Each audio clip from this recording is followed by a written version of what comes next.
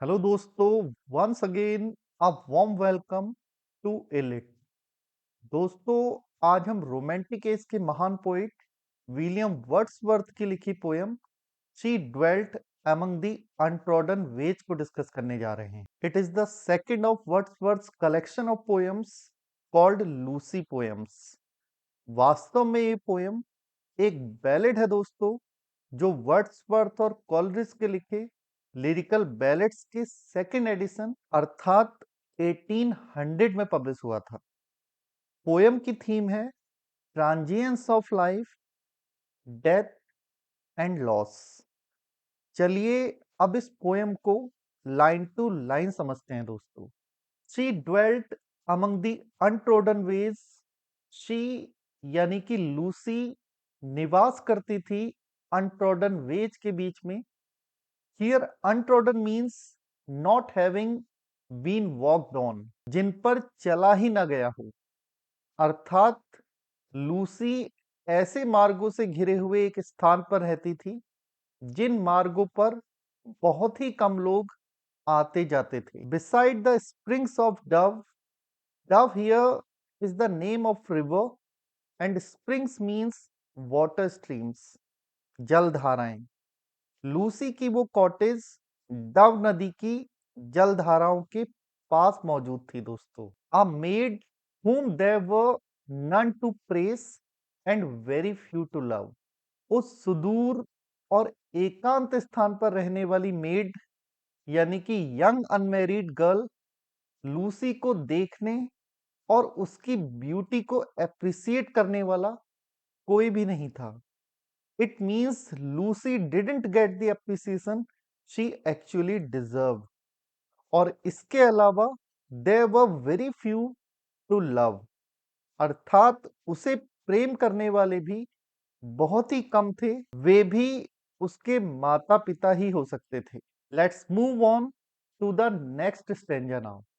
ये इस पोएम का सबसे इंपॉर्टेंट स्टेंजा है दोस्तों। A violet by a mossy stone half hidden from the eye। Violet is a kind of flower. यहां मेटाफर का प्रयोग करते हुए वर्ड्सवर्थ ने लूसी को एक वायलेट फ्लावर से कंपेयर किया है। लूसी ऐसे वायलेट के फूल के समान थी जो किसी मॉसी स्टोन अर्थात काई से ढके हुए पत्थर के पास खिला हुआ हो और हाफ हिडन रह गया हो from the I of the passers bye. अर्थात जिस प्रकार काई वाले बड़े पत्थर के पास खिला छोटा वॉयलेट का फूल लोगों की नजर से अनदेखा रह जाता है, वैसे ही लूसी भी लोगों की नजरों से आंशिक रूप से छिपी ही रही थी दोस्तों। Fair as a star when only one is shining in the sky. यहां पर सिमिली फिगर ऑफ स्पीच का प्रयोग हुआ है दोस्तों। वर्ड्सवर्थ अकेले में रहने वाली लूसी की तुलना अंधेरे आसमान में टिमटिमाते हुए इकलौते तारे से करता है। Here comes the last stanza of this beautiful ballad। She lived unknown and few could know when Lucy ceased to be। Lucy एक अननोन गर्ल के रूप में जी थी, अर्थात जब तक भी लूसी जीवित रही लोग उससे अनजान ही बने रहे थे। एंड फ्यू कुड नो, कुछ ही लोग जान पाए थे when Lucy ceased to be। ceased to be here means died। अर्थात कुछ ही लोग, शायद उसके मम्मी पापा ही होंगे, जो उस समय को जान पाए थे जब लूसी की मृत्यु हुई थी। But she is in her grave and oh the difference to me.